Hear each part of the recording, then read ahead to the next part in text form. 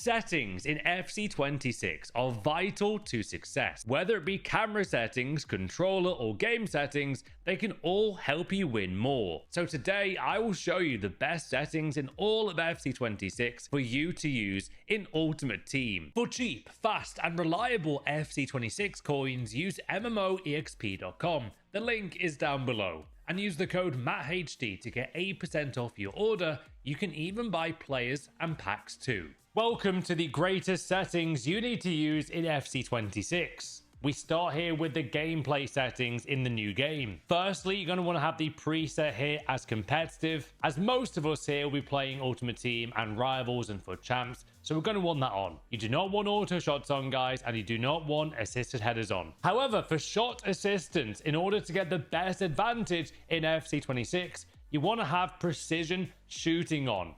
Since I switched this setting in January last year, it's changed my game completely. And for this new game, precision shooting is so overpowered. Once you understand it, it's really good. Basically, wherever you guys aim your right stick, EA will track this and precisely shoot the ball in that direction when you're taking a shot. Assisted does not have as much accuracy as precision, and manual, trust me, you do not want to go manual. For me though, precision is the best setting here. Auto flare pass have off. Through ball pass assistant, keep the same there, keep it as semi, you don't want to change it, guys, on the settings. Lob through pass, again, keep on semi. Ground pass though, you do want as assisted. That is the best setting in the new FIFA. Now cross assistance though, you do actually want to put semi on this setting. And by doing that, crosses become more accurate, and they're also relying more on the power of the cross. Lob pass assistance though, you do want as assisted, guys. And pass receiver lock, you want as late. You want this as late as at the last second of a pass. If you want to quickly change the direction of the pass, you can do. Precision pass sensitivity, keep as normal. Firstly, you definitely want auto clearances off. If you have it on, then you are playing at a big risk to your defense, because you might give the ball back quicker to your opposing attacker. Hence why you do not want auto clearances on, have them off. Clearance assistance you want as directional. It gives you the directional input, a bit like precision shooting on attacking. For defending, this is quite similar. Power remains fully assisted there on the clearance assistance, and the earliest possible contact point will be selected. Jockey, obviously keep on manual, guys, that's the best setting there. However, one of the biggest choices when it comes to defending is tactical defending or advanced defending. In FC26, it's very similar to FC25. You're going to want tactical defending here. So circle, which is tackle, also does shoulder barges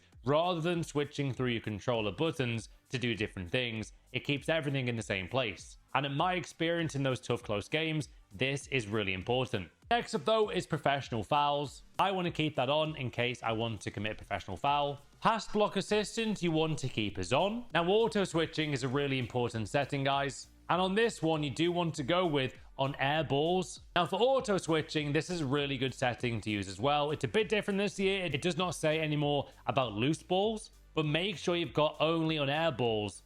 The game will only switch players on lobs and crosses. Auto switching move assistance though, you want to have as none. Now right stick switching, you have a few options here. You've got classic. You've also got player rotation now as well. Adaptive, so holding the right stick for longer there, will affect where you go. Player rotation means when you flick the right stick to move to the next player, it will not actually switch to the player. You've got to then press L1, which is why, simply put, keep it as classic. Do not go at all anywhere off that setting. Keep it as classic. You then want to have the right stick switching reference though as player relative. Do not go for ball relative, guys. It never works well. Always stick there with player relative. Make sure the right stick sensitivity is also set to 4. I've tested this on 1, on 0, on 9 and 10. 4 is the best setting you need. Make sure next player switching though is set to classic. Have reaction time calibration set to off as well. Sometimes in case the game glitches, I like to put the 6 number there all the way down to 0. So once I go down to 0, I can then put calibration off. By doing that, it means that basically I can't see any glitches when it comes to reaction time in game. Now, player lock is a feature where you press the left and right stick, or if you've got the pro controller like I've got, guys, where you can actually press the left and right back paddles together. This is a feature where you are able to move the player you've switched to while you're attacking, and that player then moves in the direction you tell them to. It's kind of wild. It's a very, very pro level feature, this one. I have gone 20-0 before in previous FIFAs, and I haven't used player lock once. But if you are a very good player, even if you're a player starting out, I would suggest learn how to play lock. It's very, very overpowered if used correctly. Think of it like this. You get to dribble with the player off the ball and move them where you want to while you're deciding where to pass the ball to them. It's really, really advantageous, guys, to learn player lock, so I would keep it on. Simplified skill moves this year is, I believe, a brand new setting. If you are new to the game, you might want to put this on, but in the long run, you're going to want to learn those combinations, so I would have this, guys, as off. Save assistant, I like to keep as assisted. Camera pan speed this year, we have got the option there of default, slow, and I believe we have also fast. For this though, guys, you want to go as default. Don't go anywhere else than that. Absolutely do not have analog sprint on. This is a dreadful feature. Don't really get why it's in the game so much. I would never use this, guys, and probably never would you. Never use that setting. Also, trigger effect. So if you want your controller to vibrate while you're playing, maybe once you've hit the post, you can put it on. But if you really are serious about this game, I actually really even would stress, if you are a casual player, you're a hardcore player, do not have trigger effect on. It just puts you off. Don't do it. Now, next up though, user vibration feedback. Very similar there to the trigger effect. Very identical, actually, a setting. Do not have that on. I literally turned that off as well. You can actually have intense this year as well, not just only enhance.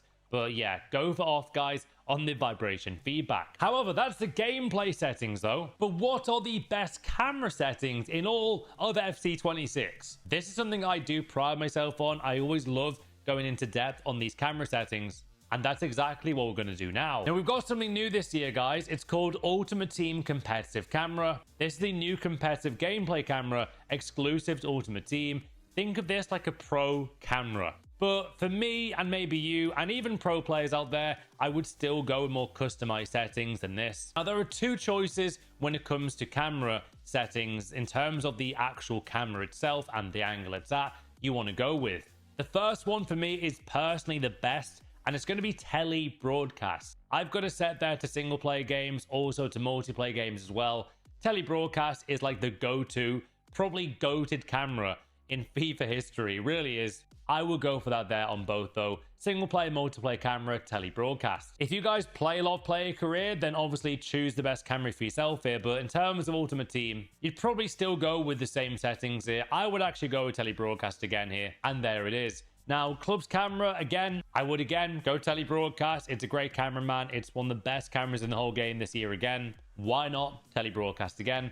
Rush camera, I would keep the same as rush broadcast. Be a pro goalkeeper, I would keep as a pro setting there for be a goalkeeper.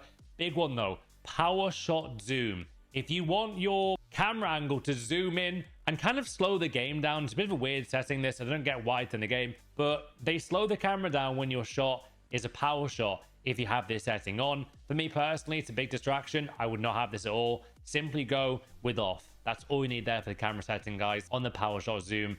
Now, where things change for me is this. Now, custom camera settings. If you want the best camera settings in the world, these are them, right? So what you want to do here, guys, is select custom camera settings and then press custom. And on the height setting, make sure to go all the way to 20. This means the camera is going to raise in height and gives you a much better perspective of the whole pitch. However, on the zoom, make sure to go all the way down to 0. So 20 and 0 is the camera setting that you do need here for the best camera settings. Now, other than that though, I do like also to put the pro camera zoom and every remaining setting all the way down to 0. So once they're down to 0, guys, you have the best camera settings you can possibly get now in the whole game. Now, I said before though, tele broadcast for me is the best setting in the world.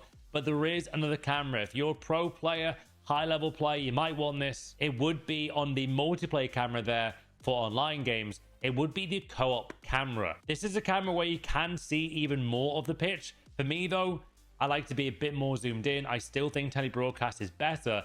But if you do want a different experience and maybe see more of the pitch, Co-op also could be your friend. And I love co-op, guys, but for me, yeah, telebroadcast is definitely the one. Now, they were the best camera settings, but what is going to be the best visual settings in the new game? Well, here are the new visual settings, guys, that you can have. Now, this might surprise you. I don't love having the connection monitoring on at all. You might want to use it as an excuse maybe if you lose. You might want to keep track of your connection. If you want to keep track of your connection, see how the lag is going, see what the game speed is with your online connection, then you can obviously keep it on there as contextual. But for me, I think sometimes does it hinder your gameplay experience. I like to have that off.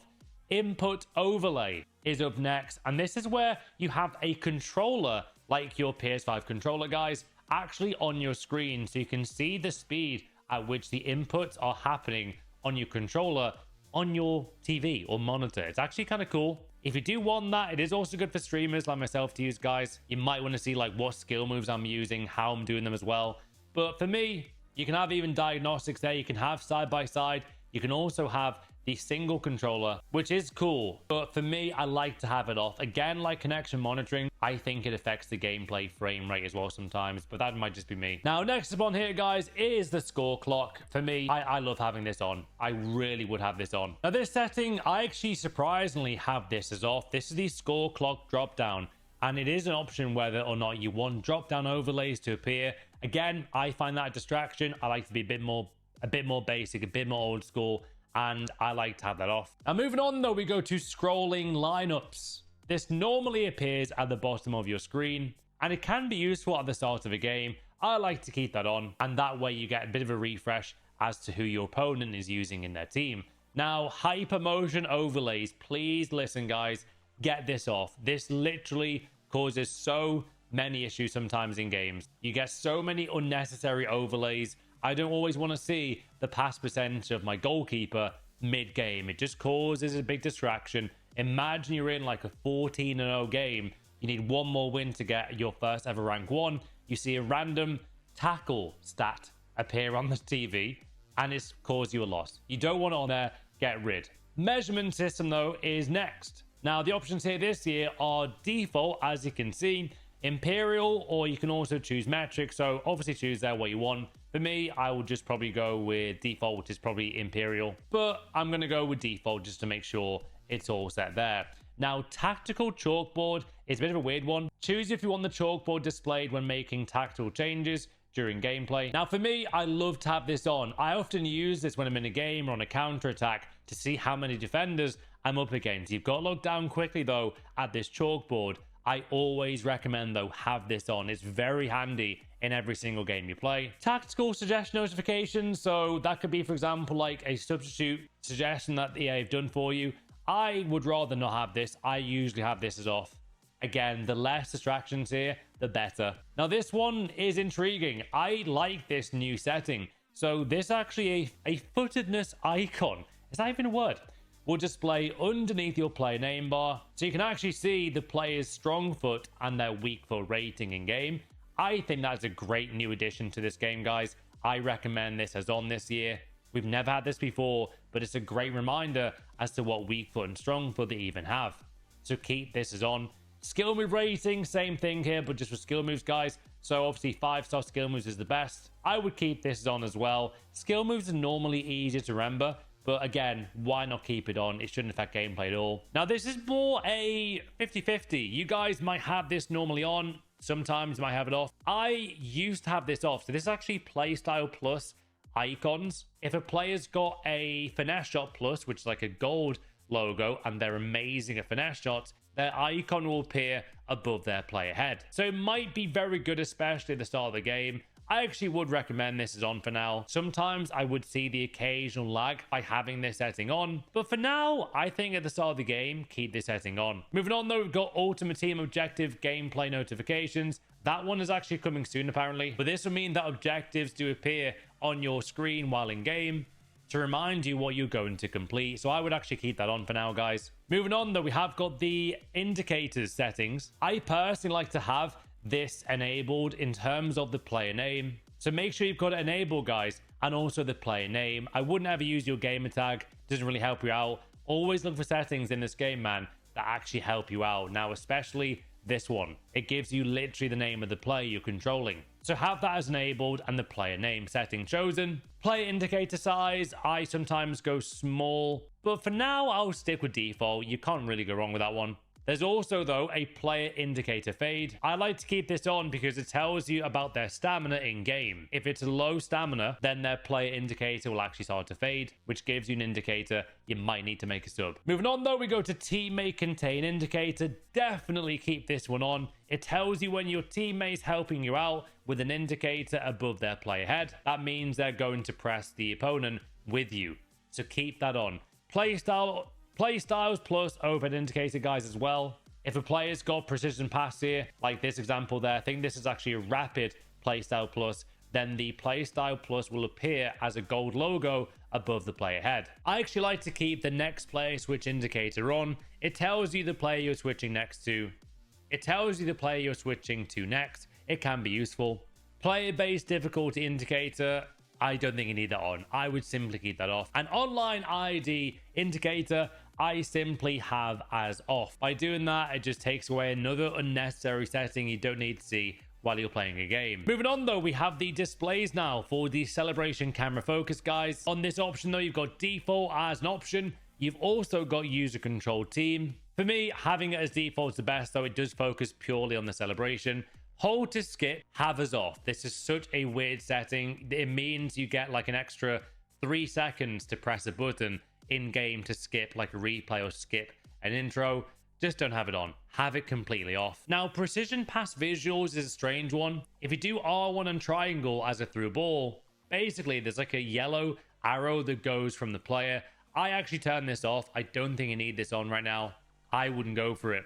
Precision shot visuals can be very useful when you're actually starting off using precision shooting, but after a few days of using precision shot as a setting, I would definitely turn this off. Again, you don't need to have it eventually. You get used to precision shooting, guys.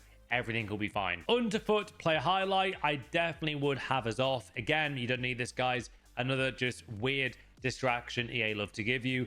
Communication system, though, is up next on the settings. I actually would keep this on for Russian clubs. Why not? AR coach and rush have as hide. Ping system, I would actually keep as on. Radar have, I will go for 2D. Then the options up to you guys for the radar color and the opponent radar color. Have whatever you want there. I think it's like blue and red as an option there for the radar colors. Yeah, it's blue, red, green, and then it's also purple. So orange, oh, they've actually added more this year.